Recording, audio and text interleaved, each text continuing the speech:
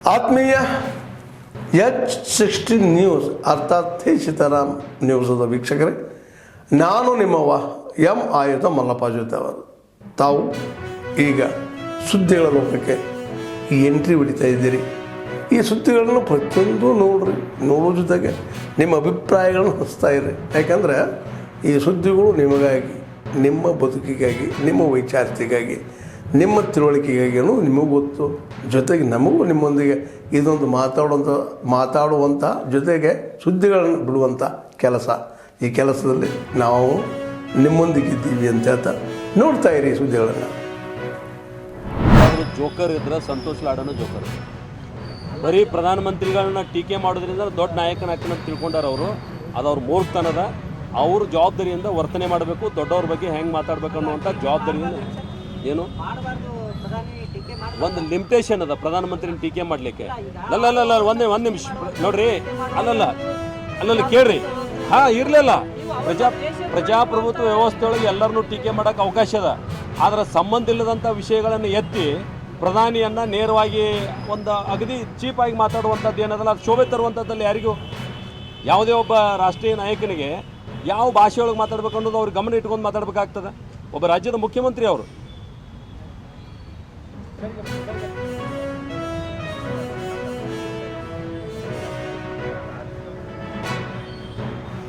ಅದು ಗುಪ್ತಚರ ಇಲಾಖೆ ಅದ ಸಂಬಂಧಪಟ್ಟವರು ಅದ್ರ ಬಗ್ಗೆ ನಮಗೆ ಅದ್ರ ಬಗ್ಗೆ ಪೂರ್ಣ ಮಾಹಿತಿ. ಅದು ಆ ಹಣ ಬಂದ ನಂತರ ಆಗಿದ್ದು. ಏನು ಅಲ್ಲಿ ಇನ್ನೂ 2 ಮಂದಿ, ಬರೀ 4 ಜನ ಅಂದ್ರೆ ಅದ್ರ ಹಿಂದೆ ಮತ್ತೆ 2 ಜನ ಆದರು. ಇನ್ನು ಬರೀ 4 ಜನ ಅನ್ನೋದು ಯಾಕೆ ಸಾಧ್ಯ?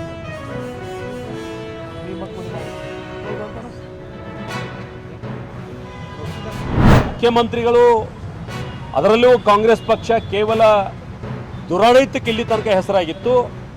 ಇವತ್ತು ಒಬ್ಬ ಪೊಲೀಸ್ ಅಧಿಕಾರಿಯಾಗೆ ಕೈ ಮಾಡೋದ್ರ ಮುಖಾಂತರ ಅವರ ದುರಹಂಕಾರವನ್ನು ಇವತ್ತು ಎತ್ತಿ ತೋರಿಸಿದ್ದಾರೆ. ಮುಖ್ಯಮಂತ್ರಿಗಳು ತಮ್ಮ ಸಂಯಮವನ್ನು ಕಳ್ಕೊಂಡಿದ್ದಾರೆ. ಹೀಗಾಗಿ ಈ ರೀತಿ ನಮ್ಮ ಕಾರ್ಯಕರ್ತರ ಮೇಲೆ ಹಲ್ಲೆ ಮಾಡ್ತಕ್ಕಂಥದ್ದು ಅಥವಾ ಅವ್ರ ಮೇಲೆ ಕೇಸ್ ಹಾಕ್ತಕ್ಕಂಥ ಒಂದು ಕ್ರಮ ಏನಿದೆ ಅತ್ಯಂತ ಖಂಡನೀಯವಾದಂಥದ್ದು. ಒಂದು ಸರ್ಕಾರವಾಗಿ ನೀವು ಕೇಂದ್ರ ಸರ್ಕಾರದ ವಿರುದ್ಧ ಪ್ರತಿಭಟನೆ ಮಾಡಲಿಕ್ಕೆ ನಿಮಗೆ ಹಕ್ಕಿದೆ.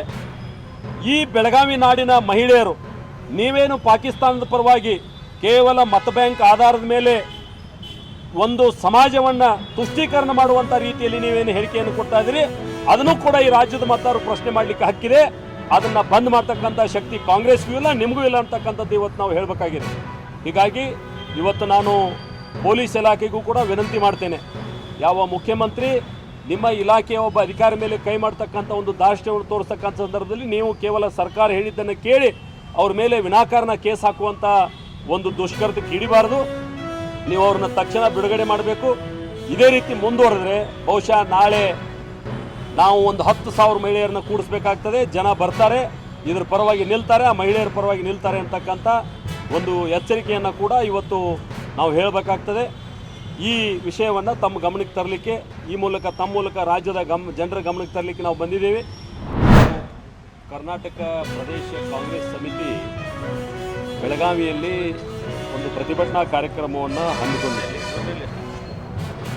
ಆ ಪ್ರತಿಭಟನಾ ಕಾರ್ಯಕ್ರಮದ ಸಂದರ್ಭದಲ್ಲಿ ಕೆಲವು ಮಹಿಳಾ ಕಾರ್ಯಕರ್ತರು, ಯಾವ ಸನ್ಮಾನ್ಯ ಸಿದ್ದರಾಮಯ್ಯನವರು ಇತ್ತೀಚೆಗೆ ಯುದ್ಧದ ಅವಶ್ಯಕತೆ ಇಲ್ಲ, ನಾವು ಬುದ್ಧನ ನಾಡಿನವರು, ಪಾಕಿಸ್ತಾನ ಜೊತೆ ಯುದ್ಧ ಮಾಡಬಾರ್ದು ಅನ್ನುವಂಥ ಒಂದು ಹೇಳಿಕೆಯನ್ನು ಕೊಟ್ಟಿದ್ದರು.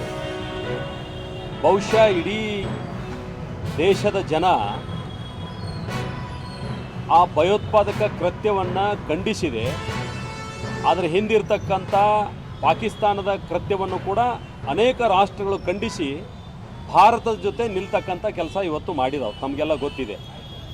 ಅಂಥ ಸಂದರ್ಭದಲ್ಲಿ ಜನರ ಮನಸ್ಸಿಗೆ ವಿರುದ್ಧವಾದಂಥ ಹೇಳಿಕೆಯನ್ನು ಕೊಟ್ಟ ಮೇಲೆ ಭಾಳಷ್ಟು ಕಡೆ ಪ್ರತಿಭಟನೆ ಆಗ್ತಾ ಇದ್ದಾವೆ. ಅವರ ಹೇಳಿಕೆಯನ್ನು ಅನೇಕ ಜನ ಇವತ್ತು ಖಂಡಿಸ್ತಾ ಇದ್ದಾರೆ. ಅದರ ಮುಂದುವರೆದ ಭಾಗವಾಗಿ ಇವತ್ತು ಕೆಲವು ಮಹಿಳಾ ಕಾರ್ಯಕರ್ತರು, ಮಾನ್ಯ ಮುಖ್ಯಮಂತ್ರಿಗಳು ಈ ರೀತಿ ನೀವು ಹೇಳಿಕೆಯನ್ನು ಕೊಟ್ಟಿದ್ದೀರಿ, ಉಗ್ರಗಾಮಿಗಳು ನಮ್ಮ ನಾಡಿನಲ್ಲಿ ಬಂದು ಅಮಾಯಕ ಜನರನ್ನು, ಯಾರು ಕೇವಲ 4 ದಿನ ಆಗಿತ್ತು ಮದುವೆಯಾಗಿ ಹನಿಮೂನ್ಗೆ ಹೋಗಿದ್ರು, ಅವ್ರನ್ನ ಅವರ ಹೆಂಡತಿಯ ಎದುರಿನಲ್ಲಿ ಬರ್ಬರವಾಗಿ ತಲೆಗೆ ಗುಂಡಿಕ್ಕುವಂಥ ಹೇಯ ಕೃತ್ಯ ಆಗಿದೆ. ಪರವಾಗಿ ಮುಖ್ಯಮಂತ್ರಿಗಳು ಸ್ಟೇಟ್ಮೆಂಟ್ ಕೊಟ್ಟಿರೋರು. ಇವತ್ತು ಪಾಕಿಸ್ತಾನ ಟಿವಿ ಚಾನೆಲ್ ಒಳಗೆ ನಂಬರ್ 1 ಹೀರೋ ಯಾರಪ್ಪ ಅಂತಂದ್ರೆ ಸಿದ್ದರಾಮಯ್ಯ ಅವರು. ಮತ್ತು ಹೀಗಾಗಿ ಅದನ್ನು ಹೇಳಿದ್ದಕ್ಕೆ ಇವ್ರಿಗೆ ಯಾಕೆ ತ್ರಾಸ ಖಂಡನೆ ಮಾಡ್ತೀವಿ. ಮತ್ತು ಕಾಂಗ್ರೆಸ್ನವ್ರಿಗೆ ಏನಾದರೂ ಸ್ವಲ್ಪ ಆದ್ರೂ ಹೆಣ್ಮಕ್ಳ ಬಗ್ಗೆ ಕಾಳಜಿ ಇರ್ತಿತ್ತಂದ್ರೆ ಇವ್ರ ಮ್ಯಾಗ ಕೇಸ್ ಹಾಕ್ತಿಲ್ಲಾಗಿದ್ರು.